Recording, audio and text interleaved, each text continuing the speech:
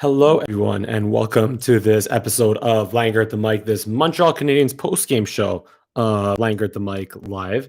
The Montreal Canadiens lose a tight but entertaining hockey game to the Toronto Maple Leafs, the first of the 2021 season, 5-4 in overtime. But before we get into anything, once again, let's just be thankful for the fact that hockey's back, and let's be thankful for the fact that we just saw a very entertaining hockey game, and we'll see that 9 more times when the Habs play the Leafs. Hopefully it'll be that exciting. Maybe hopefully not if your heart can't handle it like me. And obviously will be a whole bunch of other really tight matchups in the Scotiabank North Division. So here's what we're going to do. We're going to get into the moments that mattered. And then we're going to do a little segment that I would like to call good habits and bad habits and okay habits. But to me, this game was really just a matter of special teams. It was a battle of special teams that the Habs, they got their 2 power play goals this year. They got their 2 first power play goals of the season and went 2 for 3.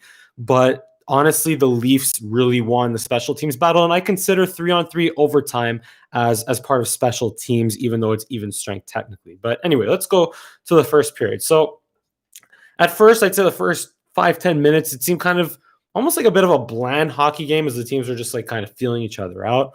But then the Zach Hyman too many men penalty where Zach Hyman stepped on the ice led to the Nick Suzuki power play goal. And that was a fantastic pass by Petrie, who I think it was deflected off either Josh Anderson or Drouin. And the rebound scored out to Nick Suzuki, who scored from a tough angle on his weak side or on his strong side. But when you're on a tough angle, as a right-handed shot on the right side, it's even more difficult to get a good shot on the net. And he finished it with a beautiful, just had a beautiful finish from a dead angle, and he opened the scoring for the Canadiens in this season. And shortly after, the next moment that mattered, of course, was the Toronto Maple Leafs' first goal.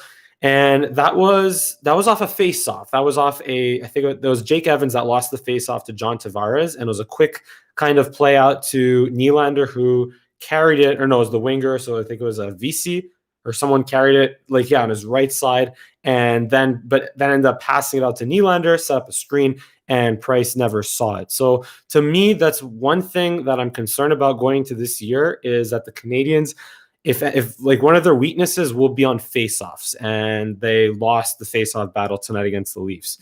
And then shortly after, though, Josh Anderson scored his first goal as a Montreal Canadien, and ironically enough, that was also off a very good face-off play by Nick Suzuki and a beautiful tic-tac-toe play set up between Jonathan Drouin and Jeff Petrie, and what a shot off the inside post. So the first period, honestly, the Habs played a great period. They gave up some chances, including that really big save by Price had to make, the one that Price had to make on Marner. But they played with discipline, and they finished the opportunities that they got. Just have to be better on face-offs. And in the second period, there was the non-call. I think it was Deneau, I think, who got high stick on. It was the second period, the third period, but still that should have been called. And moments later, Kotkaniemi drew his second penalty, which was a kind of a weak holding call on Alex not Kerfoot. It was Bogosian. And to me, that's just a sign of like a makeup call. The refs, just calling a makeup call because they missed the one on Deneau, which was pretty obvious. But anyway, I always say reffing cancels itself out. And that was just like a beautiful pass by Romanov, who I'll get into in a little bit, fed to Tatar on a beautiful seam pass, who just had a really nice finish between the legs of Craig Anderson. And then the Leafs started pushing a little bit. They had a couple of good shifts from the Matthews line. And then, of course, there was the fight between Sherratt and Wayne Simmons. And obviously Sherratt took the penalty there. And to me, like, it's not so much the fight. Obviously, Sherratt took the penalty, but the fight itself is not what turned the momentum of the game. It was the penalties that turned the momentum of the game. And Sherratt cross-checking Wayne Simmons, not the best idea in front of the net, especially if you're not going to get away with it. But to me, again, it's not the fight itself. It's the penalties. That was one. But then you had the Suzuki one was kind of a weak one. And there was the Josh Anderson cross-check that led to the Nylander goal through the screen. And then the Suzuki one was kind of like a weak one. And then obviously things went from bad to worse with Weber flipping it over the glass, puck over glass, of course. And that's how the Leafs got their late goals. And to me, it's not so much like, Wayne Simmons drew Sherratt into the penalty, but But again, it's not the actual fight itself that woke the Leafs up. It's the fact they got, 3 power plays after that. So anyway, go on to the third period. It was tough at the beginning because Sherratt blocked a shot and it kind of hurt him, and that was difficult to watch. But thankfully, he was okay. Might have just got winded a little bit there, blocking a shot high in the ribs, and then Josh Anderson just played John Tavares like a rag doll. He just went around him, power forward moved him aside and just took the puck strong to the net. Had a really nice finish, scored it through Craig Anderson, Josh Anderson on Craig Anderson again. And to me, I think that's one that Craig Anderson. There's too many Andersons here. Freddie Anderson has to stop because that kind of just like squirted right through him. But again, not to take any credit away from Josh Anderson. Great play on the outside and power forward driving to the net and a really nice finish. But then Jonathan Drouin, like, I know the ref was in a way, but you can't skate backwards and make a backhand pass to no one in your own zone. Like, that led to the tying goal by VC. And then, of course, there was a huge save by Price late on Mikheyev. And then naturally just was a back and forth game that went to overtime. And here's where, look, 3-on-3 OT is just so maddening, but it's so fun. It's so awesome how maddening and how chaotic it is. Because as soon as you miss the net, it's a death sentence. As soon as you miss your opportunity, like you're screwed. You got to come hard on the back check and defend what will likely be an odd man rush going back the other way. And honestly, credit to both Freddie Anderson and Carey Price made great saves in that overtime period, including the one on Toffoli by Freddie Anderson. But to me, Byron and Deneau, I know he has to win that opening faceoff, but Deneau, I don't think he should have gotten a second shift in overtime, and much less so with Paul Byron, who has speed. But I feel like there's not, between Deneau and Byron, there isn't enough goal scoring threat between those two. There's speed, sure. There's defensive responsibility, but in 3-on-3 OT, you got to have goal scoring threat as well, which the Leafs had. And the Habs didn't on that point in time. And that's what led to the Tavares and Riley break and the Morgan Riley goal. And that's honestly where the Leafs have an advantage over the Habs, of course, is, and we've seen this before in previous years, where just the star power does, it has that much more of an effect in overtime, in 3-on-3 overtime, because it's just a matter of goal scoring threat has that much more matters that much more in 3-on-3 overtime, where there's so much time and space compared to 5-on-5. So that's where the Leafs, they had that advantage on the Habs, and they took advantage of it in that overtime. But anyway, let's get to our final segment of, we'll do the bottom line at the end, but yeah, we're going to talk about my good habits and my bad habits, or okay habits. And this one will be nice because it's the first game of the season. So yeah, let's start with our good habits. Now, where else to begin other than Josh Anderson? Josh Anderson was an absolute truck, and with a little bit of hyperbole, you could say that he earned his entire contract in that game alone. Okay, not actually, but just, yeah, it was just really nice to see Josh Anderson have that strong of a game in his Montreal Canadiens debut. He had 2 goals, of course, 7 shots on net, 3 hits, and 16 minutes, 40 seconds of ice time. Awesome shot on the first goal. Great power forward move and on the second goal. And I also saw that he was just playing up and down the ice, because he was helping out in the D zone as well. Finished a couple of hits in the D zone and then would skate all the way back up the ice. Like he was skating hard. He was hitting hard. He just played. If Josh Anderson could play like every game like that for the Montreal Canadiens will be in a good position, of course. And then, of course, where other to go next, other than Nick Suzuki. Nick Suzuki had the first goal of the game, first goal of the season, 6 shots on goal, 18 minutes and 30 seconds of ice time. He made a great pass breakup on Joe Thornton in the second, and he went right back up the ice to generate a scoring chance. So he played a really good 200-foot game at the center ice position. And of course he pulled a McDavid on Morgan Riley in the third period, dangling the crap out of him. But yeah, just really encouraging first game of the season from Nick Suzuki as well. And that's who's on the back of his t-shirt. But yeah, and I'm still sticking with my bold prediction that he will lead the Habs in points by the end of the season. And of course, Alexander Romanov in his rookie debut. He had some moments where he got caught leading a rush up the ice in the second period and had to get back, but it was like an odd man rush because of him rushing. It was kind of like it was him and two other Habs that got caught deep that couldn't get back. Well, he got back in time, but the other forwards couldn't get back in time. So a little bit too aggressive in terms of leading the rush. He had like, I think, one iffy turnover in the first period, but besides that, he played a heck of a game. Great. The very first scoring chance of the game was an outlet pass that he made just by an effortless like 2-line stretch pass that sprung. I think it was Tatar and Gallagher for a chance early in the first period. And of course, on the Tatar goal, awesome pass catching the Leafs on a change on the power play, and Tatar finished it really nice. And so yeah, Romanov, great game, great first game as a Montreal Canadien, and he played 22 minutes in his debut when usually you would see rookie defensemen play a lot less. And I'm going to put this as a 2-for-1 here. The Kotkaniemi, Tyler Toffoli duo also played a really good game. They weren't very loud on the stat sheet. They both played 16 minutes of ice time, but I just found whenever they were on the ice, they were controlling play in the offensive zone. They had some really good shifts where they just had sustained pressure, sustained possession in the Leafs zone. And the only issue with Kotkaniemi, though, is just shoot the puck more. Find a way to get that really good shot that has been talked about throughout all of training camp. Just find a way to get that shot on net more often. He had no shots on net, Kotkaniemi. But Toffoli, though, he was dangling. He had 3 shots on net, and he had decent puck control as well, and including that really good opportunity late in overtime that Freddie Anderson made a really good save on, to his credit. But yeah, just that duo of Toffoli and Kotkaniemi was really strong this game. And also Kotkaniemi drew 2 penalties, the one on Bogosian and the first one, I forget who it was. But yeah, he drew 2 penalties, Kotkaniemi did.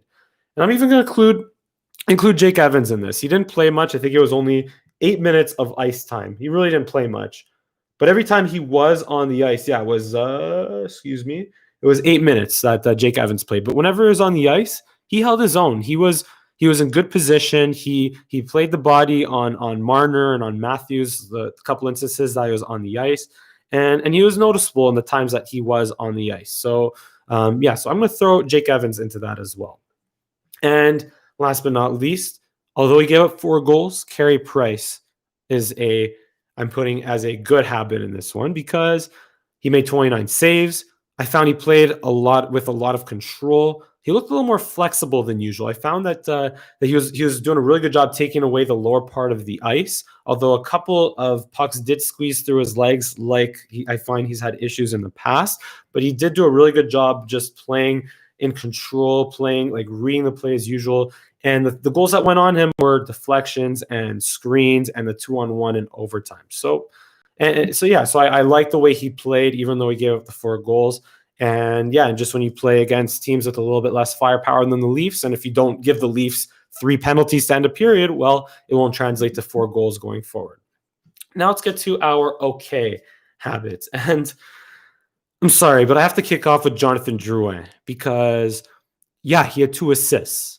Which was, I think he led the team in points with 2 assists. He had 2 assists and the most points on the team, yes, in the game. So, or tied for the most with Josh Anderson. So, that's good. But then he also played hard, to his credit. He was skating well. There was a couple of instances in the second period where he just really looked like he was in control of playing the offensive zone. But then there was also that play on the power play where he just had a really bad miss. I feel like Drouin, whenever he gets an open look, he just is way too fancy. Just shoot the darn puck on net, because if you're going to take too much time to dangle, the goalie's going to read it easily. And Freddie Anderson just read that dangle, that poor dangle attempt really easily. And yeah, just stared aside like it was no big deal. And then, again, I know the referee was in the way behind the net when he tried backhanding it across for which ended up going off the ref and landing back in front, which set up the VC goal, but for the Leafs. But to me, just that's a low percentage bad decision in your own zone to be skating towards your goal line and flipping it off your backhand in your own zone. So to me, I don't like. I feel like Jonathan Drouin, power play, sure. If you need like 5-on-5, okay. If it's like in the middle part of the game, even if you need a goal late. But to me, if it's a 1-goal game in the third period against the Leafs, I don't love Jonathan Drouin on the ice for that. I'll be completely honest. But again, to his credit, 2 assists, looked like he was closer to his pre-injury form in 2019 than he was in his post-injury form. So credit him for that. I didn't love Joel Edmondson. I didn't love what I saw from Edmondson in this one. He played okay, but not great. I just feel like he was in more like small bad plays than small good plays. I'm not going to nitpick too much. He played 17 minutes and he was still a force out there. Still a good presence on the blue line and still tough in the corners. He had in this one, Joel Edmondson had how many hits? 2 hits.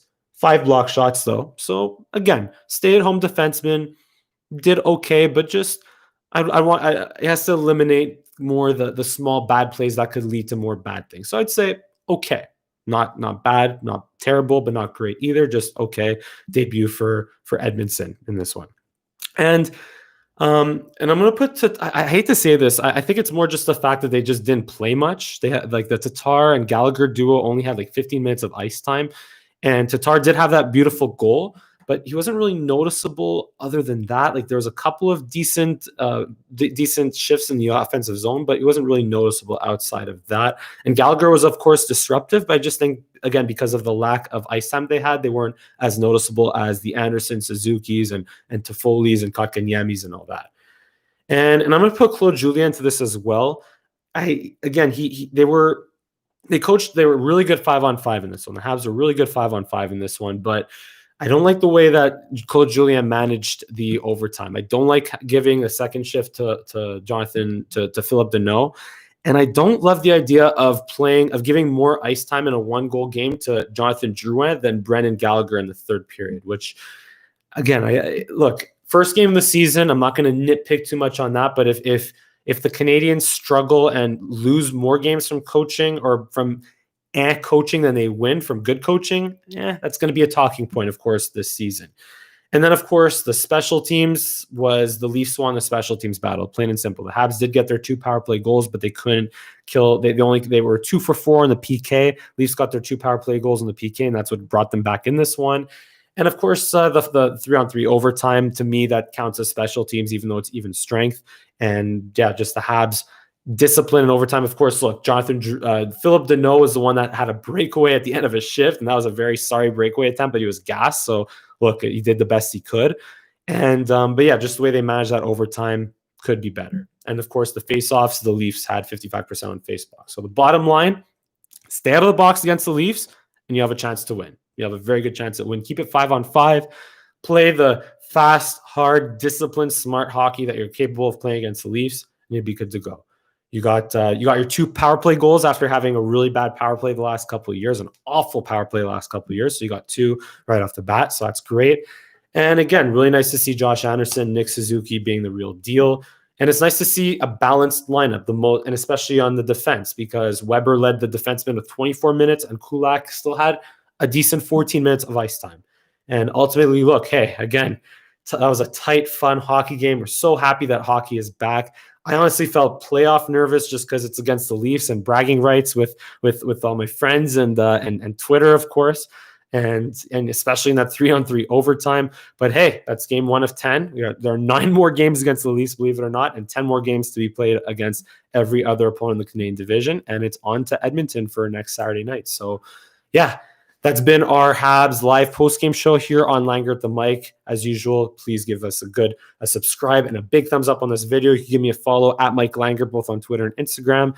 And thank you so much for watching this Habs postgame show edition of Langer at the Mic. And we'll see you again next time.